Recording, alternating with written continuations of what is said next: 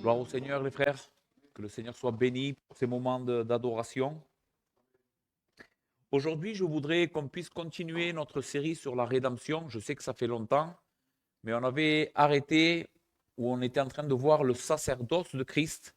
On avait vu la première partie où nous avons examiné le sacerdoce d'Aaron, donc ce que la Bible enseigne au sujet du sacerdoce lévitique.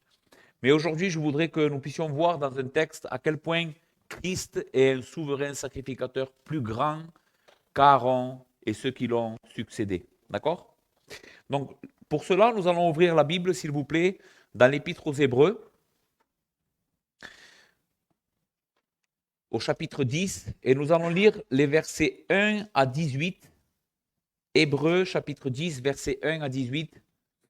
Et la parole de Dieu dit ainsi: En effet, la loi qui possède une ombre des biens à venir, et non l'exacte représentation des choses, ne peut jamais, par les mêmes sacrifices qu'on offre perpétuellement chaque année, amener les assistants à la perfection. Autrement, n'aurait-on pas cessé de les offrir, puisque ceux qui rendent ce culte étant une fois purifiés, n'auraient plus eu aucune conscience de leurs péchés. Mais le souvenir des péchés est renouvelé chaque année par ces sacrifices, car il est impossible que le sang des taureaux et des boucs ôte les péchés. C'est pourquoi Christ, entrant dans le monde, dit: Tu n'as voulu ni sacrifice ni offrande, mais tu m'as formé un corps. Tu n'as agréé ni holocauste ni sacrifice pour le péché, alors j'ai dit: Voici, je viens. Dans le rouleau du livre, il est question de moi pour faire, ô Dieu, ta volonté. Après avoir dit d'abord: Tu n'as voulu et tu n'as agréé ni sacrifice, ni offrande, ni holocauste, ni sacrifice pour le péché, ce qu'on offre selon la loi, il dit ensuite: Voici, je viens pour faire ta volonté. Il supprime ainsi la première chose pour établir la seconde. Verset 10. C'est en vertu de cette volonté que nous sommes sanctifiés par l'offrande du corps de Jésus-Christ, une fois pour toutes. Et tandis que tout sacrificateur fait chaque jour le service et offre souvent les mêmes sacrifices qui ne peuvent jamais ôter les péchés, lui, après avoir offert un seul sacrifice pour les péchés, s'est assis pour toujours à la droite de Dieu. Il attend désormais que ses ennemis soient devenus son marchepied, car par une seule offrande, il a amené à la perfection pour toujours ceux qui sont sanctifiés. C'est ce que le Saint-Esprit nous atteste aussi, car après avoir dit: Voici l'alliance que je ferai avec eux. Après ces jours-là, dit le Seigneur, je mettrai mes lois dans leur cœur et je les écrirai dans leur conscience, dans leur esprit. Et il ajoute: Et je ne me souviendrai plus de leurs péchés ni de leurs iniquités. Or, là où il y a pardon des péchés, il n'y a plus d'offrande pour les péchés. Amen. Nous prions le Seigneur. Notre Père, Seigneur, nous venons devant toi, cachés en ton Fils aujourd'hui, cachés dans son œuvre parfaite, dans son œuvre, Seigneur, qui a sauvé parfaitement ceux qui s'approchent de lui. Seigneur, et c'est par la foi en lui, en mettant toute notre confiance en lui, que nous nous approchons du trône de la grâce afin d'être secourus dans nos besoins. Seigneur, exhorte-nous aujourd'hui, enseigne-nous, ouvre nos yeux, illumine nos cœurs, fais-nous croire mieux en ton Fils aujourd'hui, que nous puissions voir la gloire de ton évangile, Seigneur, et que ceux qui ne la voient pas encore puissent la voir aujourd'hui. Ô Père, sois avec nous, s'il te plaît, par ton esprit. Nous te le supplions au nom de Jésus. Amen. Très bien, les frères, un des livres les plus théologiquement chargés, je pourrais dire, du Nouveau Testament, c'est le livre de l'Épître aux Hébreux. Et pour des personnes qui ne sont pas accoutumées un peu à la mentalité juive et au rituel juif, peut-être que ce livre semble compliqué, mais en réalité, ce livre est glorieux parce qu'il nous révèle quelque chose de très important.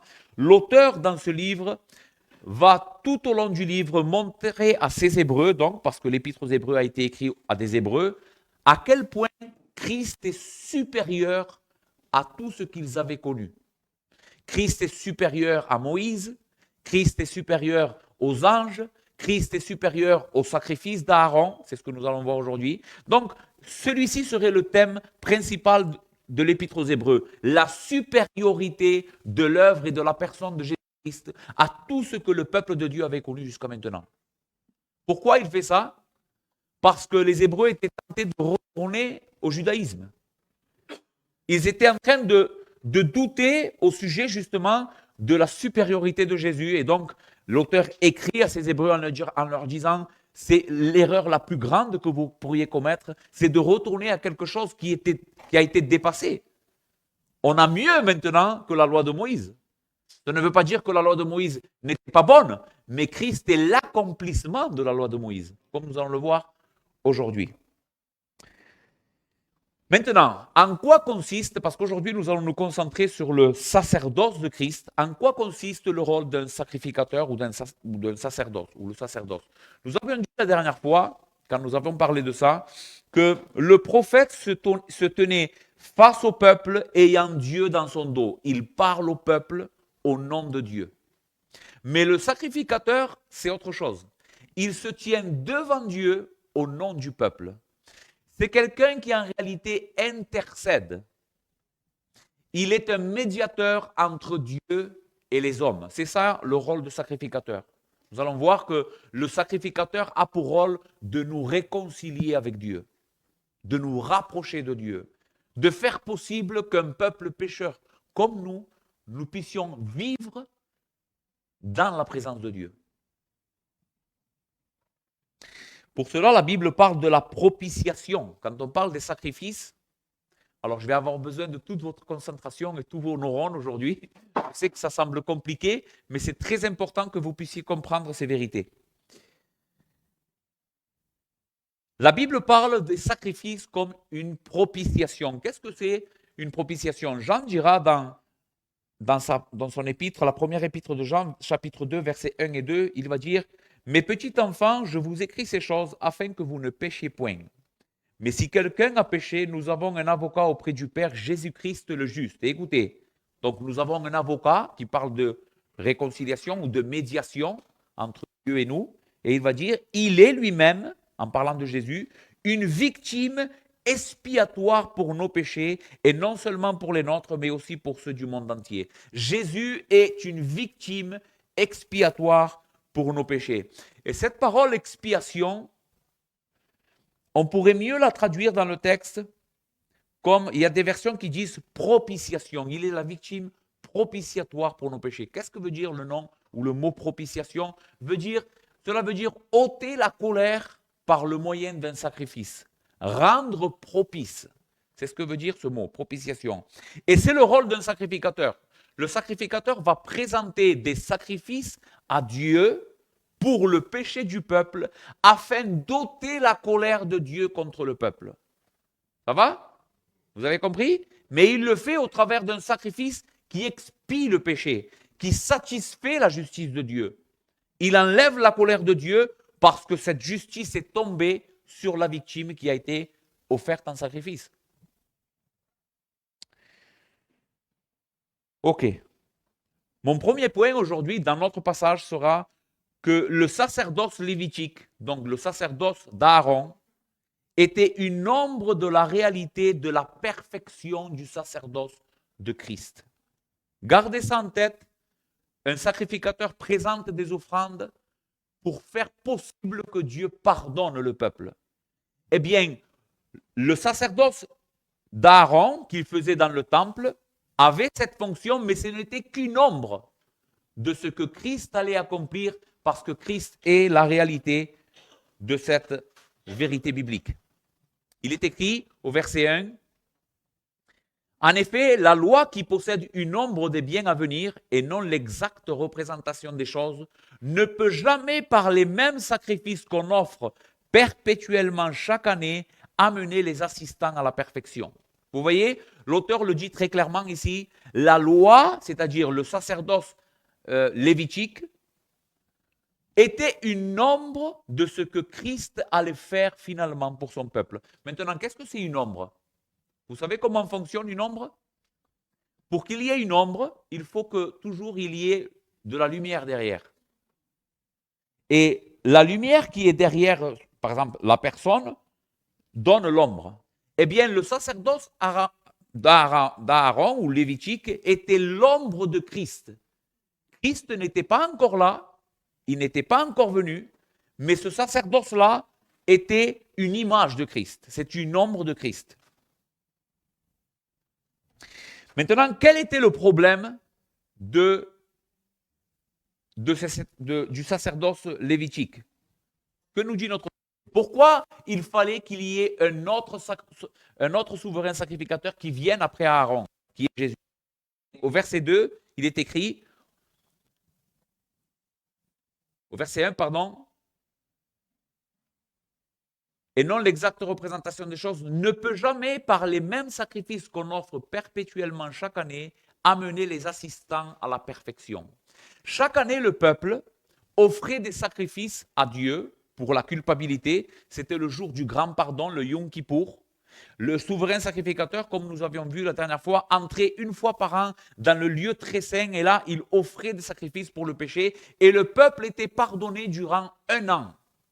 1 an après, à la même date, à nouveau, il fallait qu'il y ait un sacrifice. Et donc, le fait que ce sacrifice soit tout le temps répété, année après année, en réalité, était en train de donner un message au peuple que ce sacrifice-là ne pouvait pas rendre parfait. Pourquoi il ne pouvait pas rendre parfait? Parce que s'il rendrait parfait, on n'aurait plus besoin de le faire. C'est important ça, les frères. Si le sacrifice qu'il faisait ôtait le péché, purifier complètement du péché, alors l'année d'après, il n'aurait pas fallu réoffrir un sacrifice, puisque c'était déjà fait. Mais le fait que le sacrifice se répétait était un signal donné au peuple que ce sacrifice d'animaux n'était pas en réalité ce que Dieu avait prévu de faire pour nous pardonner. Il allait venir quelque chose de meilleur, quelque chose de plus grand. C'est ce que le verset 2 dit. Autrement, n'aurait-on pas cessé de les offrir, ces sacrifices, puisque ceux qui rendent ce culte, étant une fois purifiés, n'auraient plus eu aucune conscience de leur péché. Si je suis purifié, je n'ai plus de conscience, c'est-à-dire ma conscience ne m'accuse plus à cause de mon péché, puisque je sais que mon péché et le problème de mon péché a été réglé. Mais le souvenir des péchés est renouvelé chaque année par ces sacrifices, car il est impossible que le sang des taureaux et des boucs ôte le péché. Donc, nous avons vu dans notre premier point, qu'est-ce que nous avons vu? Que le sacrifice ou que le sacerdoce lévitique était une ombre et pas la réalité, et qu'il pointait vers un sacrifice parfait qui, celui-ci, ne couvrirait pas seulement le péché, mais l'ôterait complètement.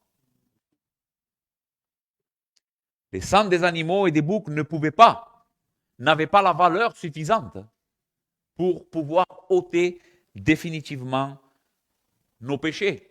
Et qu'est-ce que cela nous parle à nous, les frères? Comment appliquer cela à nous aujourd'hui? Eh bien, cela nous parle que tout culte ou effort humain pour pouvoir être pardonné de nos péchés n'a aucune valeur en réalité. Ces sacrifices étaient offerts par des hommes qui prenaient de leurs biens pour payer. C'était Dieu qui l'avait ordonné, mais c'était une image de l'imperfection de cette loi. On avait besoin d'autre chose, d'une autre personne, d'un autre souverain sacrificateur plus grand que Lévi, qui lui n'offrirait pas, comme nous allons le voir, un animal, mais s'offrirait lui-même. Donc, la tradition, les bonnes œuvres ne sont pas suffisantes pour pouvoir pardonner nos péchés et enlever nos péchés, expier nos péchés. Dieu ne veut pas nos sacrifices. Il est pleinement satisfait avec celui que son Fils lui a offert. Et ça fait partie de la véritable foi. Le véritable croyant repose de tout son poids de l'éternité sur l'œuvre de Christ pour son salut. Il ne repose pas sur lui. Ce qui nous amène à notre deuxième point, puisque nous avons dit que le sacerdoce lévitique n'était pas suffisant, alors au verset 5, l'auteur nous révèle que le sacerdoce parfait de Christ est pleinement suffisant à cause de son obéissance. Verset 5. C'est pourquoi, puisque le sang des taureaux et des boucs ne peuvent pas ôter le péché, c'est pourquoi Christ, entrant dans le monde, dit « Tu n'as voulu ni sacrifice, ni offrande, mais tu m'as formé un corps. Tu n'as agréé ni holocauste, ni sacrifice pour le péché. Alors j'ai dit, voici je viens, dans le rouleau du livre, il est question de moi, pour faire, ô Dieu, ta volonté. » Après avoir dit, d'abord, tu n'as voulu et tu n'as agréé ni sacrifice, ni offrande, ni holocauste, ni sacrifice pour le péché, ce qu'on offre selon la loi, il dit ensuite, voici je viens pour faire ta volonté. Il supprime ainsi la première chose, c'est-à-dire l'ordre lévitique, pour établir la seconde, c'est-à-dire son sacrifice et son ordre de sacerdoce. C'est en vertu de cette volonté que nous sommes sanctifiés par l'offrande du corps de Jésus-Christ, une fois pour toutes. Christ vient accomplir la volonté de Dieu. Et ici, il y a un aspect que je pense va vous faire du bien. C'est que souvent on parle de l'efficacité de l'œuvre de Christ expiatoire à cause de sa valeur infinie en tant que Dieu. Et c'est une réalité. Pourquoi le sang des taureaux et des boucs ne pouvait pas satisfaire la colère de Dieu? Eh bien, parce que la dignité de ces animaux n'était pas suffisante. Quel est le salaire du péché, les frères? La mort. Pour pouvoir expier une telle dette, il fallait une vie impérissable. Que mérite un pécheur? Un châtiment éternel dans l'enfer. Comment nous sauver si une vie possède la valeur suffisante pour payer une éternité que nous devons à la justice de Dieu en enfer? Donc, quand on dit que seul le Dieu homme pouvait racheter les hommes, c'est une réalité. Christ a pu payer notre condamnation parce qu'il possédait une nature infinie. Il est le Dieu fait chair. Et 3 heures de cet homme à la croix sont suffisantes pour expier la colère de Dieu contre des millions de personnes. Un homme de Dieu dira, pourquoi les 3 heures de souffrance de cet homme sur la croix peuvent-elles expier le péché de tout le peuple de Dieu, de toutes les générations? Eh bien, parce que si tu compares cet homme avec tout ce qui a de la valeur, écoute, tout ce qui est beau, l'univers, tout ce qui a de la valeur dans l'univers, tu mets d'un côté de la balance tout ce qui est beau, tout ce qui a de la gloire dans ce monde, et tu le mets lui seul de l'autre côté, et lui pèse plus. Jésus a plus de valeur, plus de dignité, plus de gloire que tout ce qui existe. Et voilà pourquoi 3 heures de souffrance de cet homme sur la croix peuvent payer ton éternité en enfer et Dieu être satisfait pleinement. Mais le texte ici nous révèle un autre aspect, c'est ici pourquoi je dis que peut-être ça va vous faire du bien, un autre aspect qui rend l'offrande de Christ, de sa personne, comme étant efficace. Non simplement sa nature divine, mais aussi son obéissance parfaite. Écoutez bien. Et j'espère pouvoir bien vous communiquer cette vérité. La base de notre salut, le fondement de notre salut, c'est l'obéissance parfaite de Christ à son Père. C'est ce que révèle notre passage. L'auteur aux Hébreux cite ici le psaume 40 pour parler que Jésus vient pour enlever le péché, ne plus couvrir le péché, mais d'une fois pour toutes régler le problème du péché pour son peuple. Et pour nous enseigner cette vérité, l'auteur de l'Épître aux Hébreux cite le psaume 40 et il dit « Tu n'as voulu ni sacrifice, ni offrande, mais tu m'as formé un corps. » Ici, il est évident que le texte est en train de parler de l'incarnation. C'est Dieu qui a formé le corps de son Fils Jésus-Christ pour qu'il vienne racheter son peuple. Ici, quand je dis Dieu, je dis la Trinité. Les 3 personnes de la Trinité ont participé à cette œuvre extraordinaire et qui nous dépasse. Mais écoutez ce que le texte dit particulièrement. Quel est le cœur de Christ dans ces versets? Tu n'as agréé ni sacrifice pour le péché. Alors j'ai dit, je viens, dans le rouleau du livre, il est question de moi, pour faire, ô Dieu, ta volonté. Christ est en train de dire, les sacrifices d'animaux, dans ce psaume, ne pouvaient pas satisfaire la colère de Dieu, alors je viens. Mais il ne dit pas, je viens pour offrir des sacrifices. Alors que c'est ce qu'il a fait. Il dit, je viens, ô Dieu, pour faire ta volonté. Pour faire ce qu'il te plaît. Tu n'as agréé tu n'as voulu et tu n'as agréé ni sacrifice, ni offrande, ni holocauste, ni sacrifice pour le péché. Ce qu'on offre selon la loi, il dit ensuite, je viens pour faire ta volonté. Il supprime ainsi la première chose et établit la seconde. Les frères, les Écritures enseignent quelque chose d'extraordinaire, c'est que aux yeux de Dieu, l'obéissance a plus de valeur que les sacrifices. Aux yeux de Dieu, l'obéissance a plus de valeur que les sacrifices. Ici, je voudrais que tu ne penses pas à ton obéissance. Nous sommes en train de parler de Jésus ici. Pense à lui. Tu sais pourquoi le sacrifice de Christ a tellement de valeur aux yeux du Père et il peut nous racheter de toutes nos transgressions parce que Jésus a été pleinement obéissant de sa naissance jusqu'à sa mort, en pensée, en conduite, en œuvre. Il a aimé son Père de toutes ses forces, de toute sa pensée, de tout son cœur. Et c'est à cause de cette obéissance du Fils éternel de Dieu que nous sommes sauvés. Écoutez ce que 1 Samuel 15 dira. 1 Samuel 15, 22. Samuel dit, l'Éternel trouve-t-il du plaisir dans les holocaustes et les sacrifices, comme dans l'obéissance à la voix de l'Éternel? Écoutez, voici l'obéissance vaut mieux que les sacrifices et l'observation de sa parole vaut mieux que les graisses des béliers.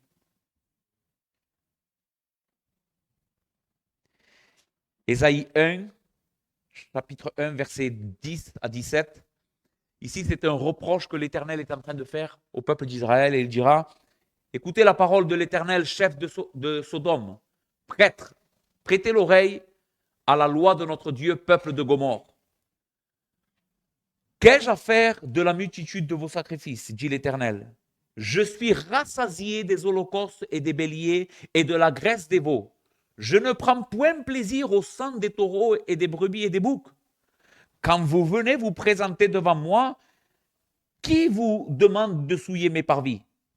Cessez d'apporter de vaines offrandes. J'ai horreur de l'encens, les nouvelles lunes, les sabbats et les assemblements. Je ne puis voir le crime s'associer à la solennité. Mon âme hait vos nouvelles lunes et vos fêtes. Elles me sont à charge. Je suis là de les supporter. Quand vous étendez vos mains, je détourne de vous mes yeux. Quand vous multipliez les prières, je n'écoute pas. Vos mains sont pleines de sang. Lavez-vous. Voici ce qui a de la valeur aux yeux de Dieu. Pas seulement des sacrifices, mais il dit lavez-vous, purifiez-vous, ôtez de devant mes yeux la méchanceté de vos actions. Cessez de faire le mal, apprenez à faire le bien, recherchez la justice, protégez l'opprimé, faites droit à l'orphelin, défendez la veuve. Je suis las de vos sacrifices. Qu'est-ce que je veux? De l'obéissance. Mais voici qu'aucun homme sur terre, depuis Adam jusqu'à toi aujourd'hui, n'a pu offrir à Dieu ce qui réjouissait son cœur. Un seul l'a fait. Un seul a réjoui pleinement le cœur de Dieu. C'est son Fils Jésus-Christ. Son Fils a pleinement réjoui le cœur du Père à cause de son obéissance. Comment s'est prouvée cette obéissance? Comment on fait la connexion entre l'obéissance de Christ et son sacrifice? Parce qu'il a obéi jusqu'à la mort. Son obéissance a été testée jusqu'à donner sa vie en sacrifice parce que Dieu le voulait. C'est ce que Ésaïe 53, que le frère a lu tout à l'heure, dit. À cause de son obéissance, mon serviteur juste justifiera beaucoup d'hommes. Parce qu'il n'a pas ouvert la bouche. Parce qu'il a été comme une brebis devant ceux qui l'attendent. Rappelez-vous du jardin de Gethsémane. Mon Père, s'il est possible que cette coupe s'éloigne de moi, mais non pas ma volonté, mais ta volonté. Le Fils a été soumis à la volonté du Père jusqu'à donner sa vie comme la rançon pour plusieurs. Et cette obéissance parfaite de Christ a été le doux parfum qui est monté au ciel et qui a réjoui et satisfait pleinement le cœur du Père pour le siècle de siècles. Qu'est-ce que cela veut dire? Que le Père n'a pas besoin que tu le satisfaises. Il l'est déjà. Dieu ne veut pas de tes sacrifices. Que tu t'offres sur l'autel, Seigneur, regarde. La seule chose que Dieu veut de toi, c'est que tu te réjouisses de son Fils. Que tu croies en lui. Que tu croies que par son sang, il a ôté les péchés de son peuple. Et que le cœur du Père est pleinement satisfait pour toi. Hébreux 5, versets 7 à 10. Écoutez, le même auteur aux Hébreux, quelques chapitres avant, il dit, c'est lui, en parlant de Jésus, qui dans les jours de sa chair, ayant présenté avec de grands cris et avec larmes des prières et des supplications à celui qui pouvait le sauver de la mort, et ayant été exaucé à cause de sa piété, a appris, bien qu'il soit fils, l'obéissance par les choses qu'il a souffertes. Et qui, après avoir été élevé à la perfection, est devenu pour tous ceux qui lui obéissent l'auteur d'un salut éternel, Dieu l'ayant déclaré souverain sacrificateur selon l'ordre de Melchisédek. Christ ici a été entendu de Dieu, exaucé de Dieu. Et comment Dieu l'a exaucé? En le ressuscitant des morts. Tu ne permettras pas que ton sein voie la corruption. Tu me feras connaître des sentiers de la justice. Il y a d'abondantes joies devant ta face. Ce psaume de David est en réalité la prédiction de la résurrection de Jésus. Jésus a été entendu. Comment nous le savons? Parce que le Père l'a ressuscité. Le Père l'a levé d'entre les morts. Après avoir donné sa vie en sacrifice, il verra une postérité et il étendra ce jour. Je lui donnerai sa part avec les grands.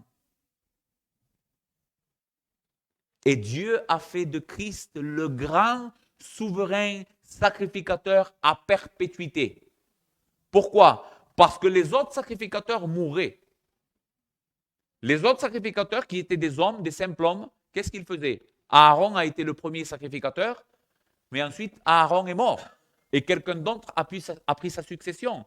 Mais dans l'Épître aux Hébreux, l'auteur aux Hébreux nous enseigne que lui possède une vie impérissable. Pourquoi? Jésus est ressuscité d'entre les morts et il vit désormais au siècle des siècles.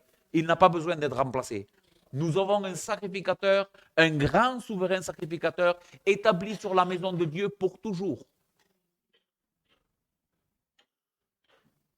Mais le texte de Hébreux 5 nous dit ici qu'il a été entendu à cause de sa piété. Et bien qu'il soit fils, ceci nous dépasse, bien qu'il soit l'éternel Fils de Dieu, co-héritier de la gloire de Dieu, co-éternel avec le Père, coexistant avec le Père, égal en gloire avec le Père et avec l'Esprit, bien qu'il soit la deuxième personne de la Trinité, il a dû apprendre l'obéissance.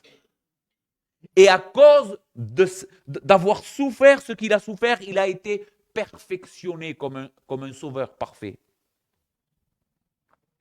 C'est pourquoi Dieu l'a souverainement élevé et lui a donné le nom qui est au-dessus de tous les noms, afin que tout le monde fléchisse le genou devant le Fils éternel de Dieu.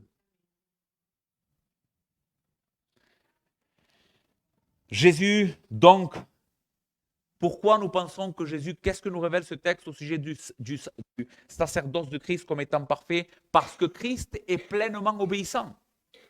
Il n'est pas un homme, lui, qui doit offrir des sacrifices, premièrement pour ses propres péchés et ensuite pour ceux du peuple. Il ne peut pas faire ça parce que lui a toujours été obéissant. Il s'est donné lui-même comme un sacrifice saint et agréable à Dieu.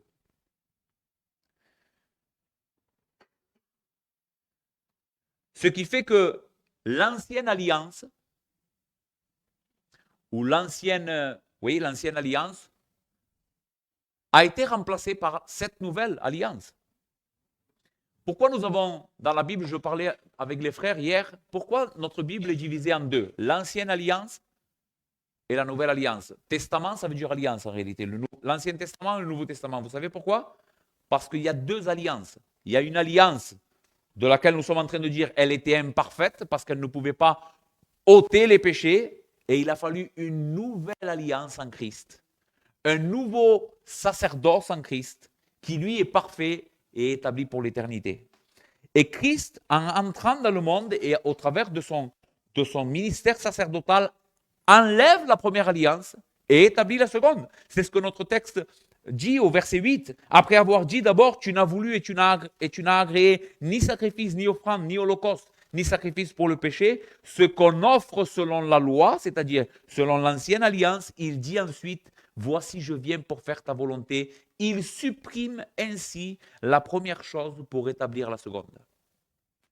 Et ici, supprimer, je ne voudrais pas que vous pensiez que Christ a enlevé la loi comme si la loi n'était pas bonne.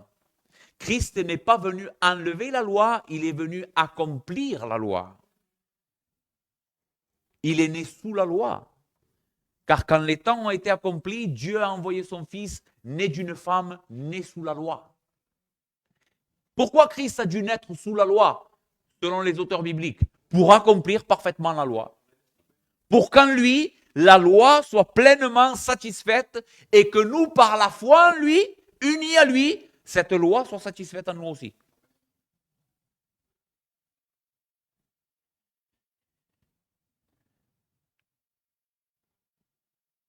Donc nous avons vu que la base, ou la première base ici, du sacerdoce parfait de Christ, c'est son obéissance. Son obéissance parfaite. Notre sanctification, les frères, ou notre justification ne repose pas sur nos efforts. Je sais que c'est dur ça, à appliquer et à vivre au quotidien. Mais tu n'es pas sauvé parce que tu obéis. Écoute bien. Parce que si tu ne reçois pas cette vérité aujourd'hui, tu n'es pas sauvé. Tu ne crois pas dans l'évangile.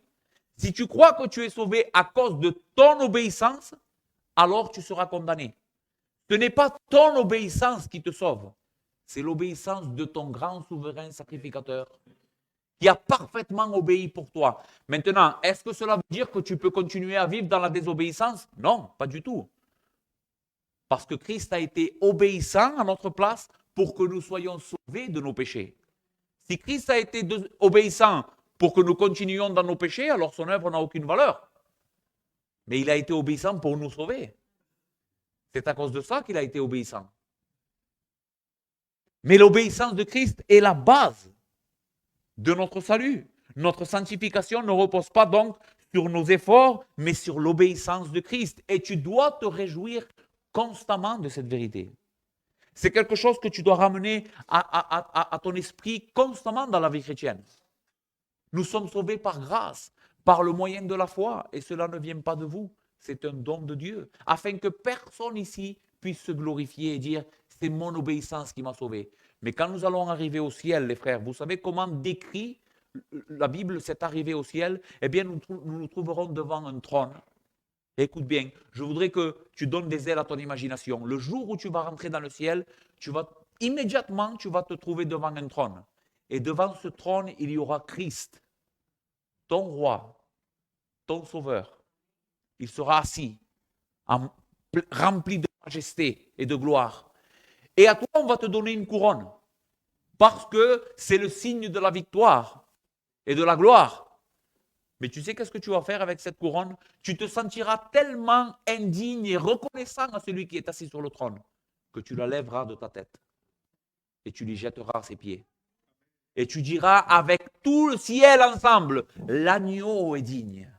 L'agneau est digne de recevoir la gloire, la force et l'honneur parce que lui a été immolé et par son sang il a racheté des hommes de toute tribu, de toute nation et de toute langue et il a fait de nous un royaume de sacrificateurs pour Dieu son Père.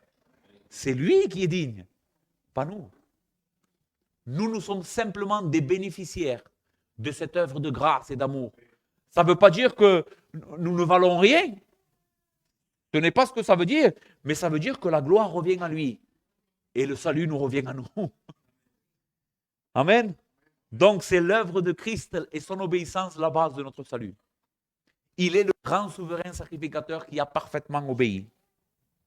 Maintenant, l'œuvre de Christ dont nous sommes en train de parler, pourquoi elle est plus efficace que le sacerdoce d'Aaron?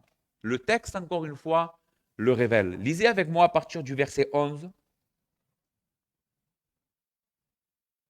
Et ceci est un point très important. Et tandis que tout sacrificateur fait chaque jour les services, ou le service, et offre souvent les mêmes sacrifices qui ne peuvent jamais ôter les péchés, lui, après avoir offert un seul sacrifice pour les péchés, s'est assis pour toujours à la droite de Dieu. Il attend désormais que ses ennemis soient devenus son marchepied, car par une seule offrande, il a amené à la perfection pour toujours ceux qui sont sanctifiés.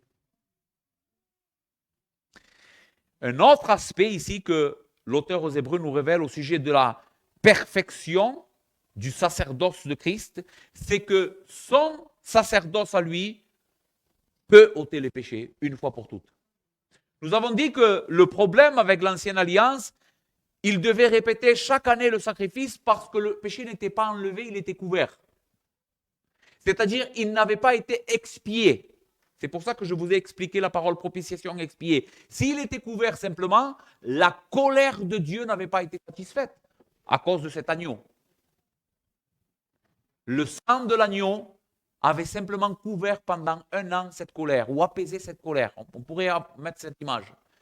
Mais au bout d'1 an, le péché était là. Nous étions encore sous la colère de Dieu. Mais Christ, par un seul sacrifice, a ôté une fois pour toutes la condamnation. Il a expié parfaitement la colère de Dieu. Il a enlevé la colère de Dieu et nous a donné maintenant la pleine faveur de Dieu, la réconciliation avec Dieu, l'amour de Dieu. Ça ne veut pas dire que Dieu ne nous aimait pas avant, mais Dieu devait être cohérent avec lui-même. Il y avait un obstacle, même si Dieu nous aimait, parce que Dieu nous aime de toute éternité, il aime son peuple de toute éternité, mais il y avait un obstacle à que Dieu puisse manifester cet amour, c'était nos péchés. C'est pourquoi Paul, dans l'épître aux Romains, au chapitre 3, dira « Il montre ainsi sa justice dans le temps présent, en parlant de la croix, de manière à être juste, tout en justifiant celui qui a la foi en Jésus-Christ. » Dieu, en pardonnant et en déversant son amour sur son peuple, ne pouvait pas le faire tant qu'il subsistait le problème du péché. Mais quand le péché a été enlevé à cause de l'expiation que Christ a offert, alors la faveur de Dieu nous a été pleinement accordée. Ça va? Je sais que c'est important, mais c'est une vérité extraordinaire. C'est une vérité extraordinaire. Les prêtres donc répétaient les sacrifices sans arrêt et ils ne pouvaient pas obtenir le pardon. Christ, par un seul sacrifice, rend parfait pour toujours ceux qui sont sanctifiés. Et ici, je veux m'arrêter particulièrement sur les derniers versets. Lui, après avoir offert un seul sacrifice pour les péchés, s'est assis pour toujours à la droite de Dieu. C'est ce que le psaume 110 que Louis a lu. Assieds-toi à ma droite, le Père dit à Christ, jusqu'à ce que je fasse de tes ennemis ton marchepied. L'auteur aux Hébreux ici a ce psaume en tête quand il écrit ces mots. Il sait que l'œuvre de Christ, sa résurrection, son intronisation, c'est l'accomplissement du psaume 110. C'est la promesse que le Père avait faite au Christ. Quand tu vaincras, quand tu feras toute ma volonté, alors je te ressusciterai et je te ferai monter à ma droite et je t'assirai à ma droite et je mettrai tes ennemis sous tes pieds. Christ est le grand vainqueur et l'accomplissement du psaume 110. Mais il dit au verset 13, il attend désormais que ses ennemis soient devenus son marchepied, car par une seule offrande, il a amené à la perfection pour toujours ceux qui sont sanctifiés. Ici, la parole sanctifié, puisque le contexte de l'auteur est en train de nous parler des rituels de sacrifice dans le temple. Donc, que faisaient les sacrifices? Ils purifiaient. Mais si nous étudions bien ce que faisaient en réalité les sacrifices, c'est qu'ils enlevaient le péché ou justifiaient. C'est pourquoi cette parole sanctifiée, non simplement veut dire qu'elle nous enlève la souillure de notre péché, mais il faut la comprendre aussi comme elle nous justifie. Le sacrifice de Christ nous justifie de nos péchés. Et l'auteur dit ici que son sacrifice, pour combien de temps il nous justifie et nous sanctifie? Est-ce que son sacrifice a une durée qui va venir à terme? Lisez avec moi le verset 14. Car par une seule offrande, il a amené à la perfection pour toujours ceux qui sont sanctifiés. Beaucoup de personnes aujourd'hui, même dans le peuple évangélique, croient que le salut peut se perdre. Alors je tiens ici à donner 5 minutes à cette vérité, parce que c'est important. Est-ce que c'est vrai? Si je possède le salut, selon ce verset, si je possède le salut, qu'est-ce qui s'est passé? Eh bien, j'ai été mis sous le bénéfice de l'œuvre sacerdotale de Christ et son sacrifice que nous avons vu jusqu'à maintenant qui est parfait m'a purifié de mes péchés et a enlevé la colère de Dieu contre mes péchés. Vous êtes d'accord? C'est ce que nous avons vu maintenant. Bon, perdre mon salut signifierait qu'à cause des péchés que je commets après avoir été sanctifié, d'accord? Dieu est de nouveau en colère avec moi. Mon péché et ma souillure m'a contaminé de nouveau, comme avant ma régénération et mon salut. Et maintenant, pour me sauver, qu'est-ce qu'il faudrait? À nouveau, un nouveau sacrifice. Parce que c'est de cette manière que Dieu pardonne et sauve le pécheur, par le sacrifice de son Fils. Mais bibliquement, ça ne tient pas. Que dit ce passage, les frères? Car par une seule offrande, il a amené à la perfection pour toujours ceux qui sont sanctifiés. C'est-à-dire que, puisque ce n'est pas mon obéissance qui me sauve, c'est l'obéissance de Christ, quand Christ me sauve et me lave de mes péchés, mais me donne aussi sa justice parfaite, cette justice qu'il me donne, qui est la sienne, ne peut pas se contaminer. C'est pour ça que bien qu'étant pécheur, même si je suis sauvé, je suis un pécheur encore jusqu'à la glorification, ma justice qui est dans le ciel, elle est incontaminable. Voilà pourquoi nous sommes justifiés, sanctifiés pour toujours, parce que c'est la justice de Christ qui nous sauve, pas la nôtre. Et si c'est la justice de Christ qui me sauve, qui est parfaite, alors cette justice ne peut pas se perdre. Puisque ce n'est pas la mienne, elle m'a été donnée par grâce, par le moyen de la foi. Et Dieu a promis que tous ceux qui ont été appelés, justifiés, seront glorifiés aussi. C'est son salut. Qu'est-ce qu'enseigne ce passage? Que le salut ne peut pas se perdre, qu'il est éternel. À cause de l'œuvre de Christ. Non pas à cause de moi. Si ça serait pour moi, je me perdrais 300 000 fois. Si ça dépendrait de moi. Et de moi. Imaginez, si Dieu me donne le salut, qu'après ça dépend de moi, que moi je le garde, eh bien je me perds. Parce que ce salut va se contaminer, si c'est comme ça que ça fonctionne. Mais Dieu me sauve en me donnant la justice parfaite de son Fils. Et si c'est la justice de son Fils qu'il m'a donnée, ce salut ne peut pas se perdre parce qu'il est dans le ciel. Où est assis Jésus aujourd'hui? Que dit le texte? À la droite de la majesté divine. Le péché ne peut plus, n'a plus rien à voir avec lui. Nous sommes sauvés pour l'éternité. Et tous ceux qui sont en Christ sont saints, sanctifiés et glorifiés dans la pensée de Dieu. Ça va? Ok. De plus, et j'ai fini, il y a un argument très fort dans notre passage qui renforce cet argument. Parce que non simplement l'auteur ici est en train de rappeler tous les accomplissements que Christ a fait, du psaume 40 et du psaume 110, mais il cite aussi une parole du Saint-Esprit. Ce sont les Écritures. Il dit, au verset 15, c'est ce que le Saint-Esprit atteste. Qu'est-ce qu'il est en train d'attester? Que nous sommes sauvés une fois pour toutes. Dans le contexte, verset 14, Si je lis le verset 14, car par une seule offrande, il a amené à la perfection pour toujours ceux qui sont sanctifiés. C'est ce que le Saint-Esprit nous atteste aussi. Car après avoir dit, voici l'alliance que je ferai avec eux. Quels sont les nouveaux termes de cette nouvelle alliance en Christ? Après ces jours, dit le Seigneur, je mettrai mes lois dans leur cœur et je les écrirai dans leur esprit. Et il ajoute, et je ne me souviendrai plus de leurs péchés ni de leur iniquité. Or, là où il y a pardon des péchés, il n'y a plus d'offrande pour le péché.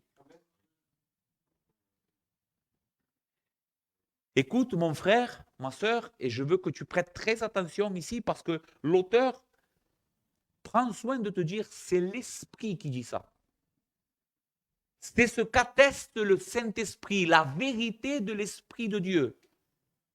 Il te dit que son alliance avec toi, au travers du sang de Christ, c'est qu'il ne te traitera plus jamais comme un pécheur.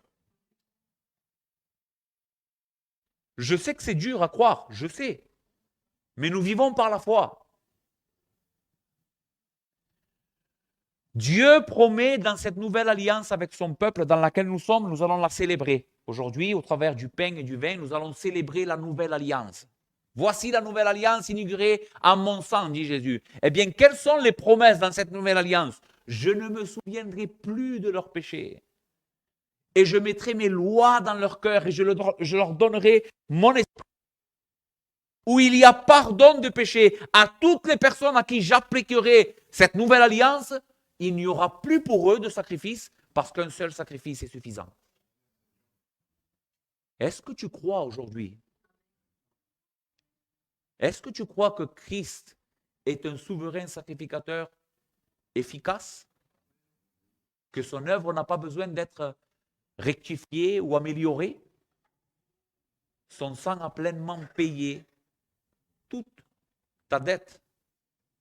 Et la seule foi en lui, ta confiance en lui, ton amour pour lui est pleinement suffisant pour que tu ailles au ciel et que Dieu te pardonne et te reçoive comme son fils ou sa fille. C'est ça l'évangile. C'est ça la bonne nouvelle de l'évangile. Verset 19. Ainsi donc, frères, nous avons au moyen du sang de Jésus une libre entrée dans le sanctuaire. Par la route nouvelle et vivante qu'il a inaugurée pour nous, au travers du voile, c'est-à-dire au travers de sa chair. Et nous avons un souverain sacrificateur établi sur la maison de Dieu. Approchons-nous donc avec un cœur sincère, dans la plénitude de la foi, les cœurs purifiés d'une mauvaise conscience et le corps lavé d'une eau pure. Retenons fermement la profession de notre espérance, car celui qui a fait la promesse est fidèle. Écoutez, si Christ est tout ce que nous avons dit, si c'est vrai, que devons-nous faire, nous? Si nous avons un grand souverain sacrificateur, approchez-vous du trône. C'est la première chose que le texte dit. Retenons fermement notre profession de foi, parce qu'il a promis qu'il revient et il tiendra sa promesse. Mais le texte va plus loin. Il dit au verset 24, veillons les uns sur les autres pour nous exciter à l'amour et aux bonnes œuvres. N'abandonnons pas notre assemblée comme c'est la coutume de quelques-uns, mais exhortons-nous réciproquement aussi longtemps que vous voyez s'approcher le jour. Si tout cela est vrai, si l'évangile est vrai, nous devons persévérer. Et comment persévérer? J'ai besoin de toi pour persévérer. Je ne vais pas pouvoir persévérer tout seul. Tu ne vas pas pouvoir persévérer tout seul. Le texte dit, exhortons-nous chaque jour à l'amour. N'abandonnons pas notre assemblée comme c'est la coutume de plusieurs. Apparemment, certains chrétiens des Hébreux, parce que c'est à eux qu'il les écrit, ne fréquentaient plus les réunions de l'assemblée. Ils abandonnaient leur assemblée et essayaient de vivre leur vie tout seuls, dans un coin, ma foi, je n'ai pas besoin des frères. Et il lui dit, non, ça c'est pas l'évangile. Comment nous allons garder la foi jusqu'à la fin, jusqu'à ce que Christ revienne? N'abandonnons pas notre assemblée, mais venez, exhortons-nous chaque jour, aussi longtemps que cela est possible. C'est pour ça que tu as besoin de venir ici, parce qu'ici, nous allons nous exhorter les uns les autres. Ici, tu vas entendre la parole de Christ. Ici, un frère va te prendre l'épaule et te dire, allez mon frère, C'est dur, mais on va y aller ensemble. Nous allons attendre Christ. Christ revient. Mais si tu restes tout seul chez toi, qui va te le dire ça? C'est pour ça que tu te décourages. Parce que tu abandonnes l'assemblée. Mais n'abandonnons pas notre assemblée. Si Christ est tout ce qu'il est pour nous, tout ce que nous avons vu aujourd'hui, si c'est vrai, gardons l'espérance. Il vient bientôt. Il vient nous chercher et nous amener avec lui parce que cette justice qu'il nous a donnée nous conduira jusqu'au ciel. Amen.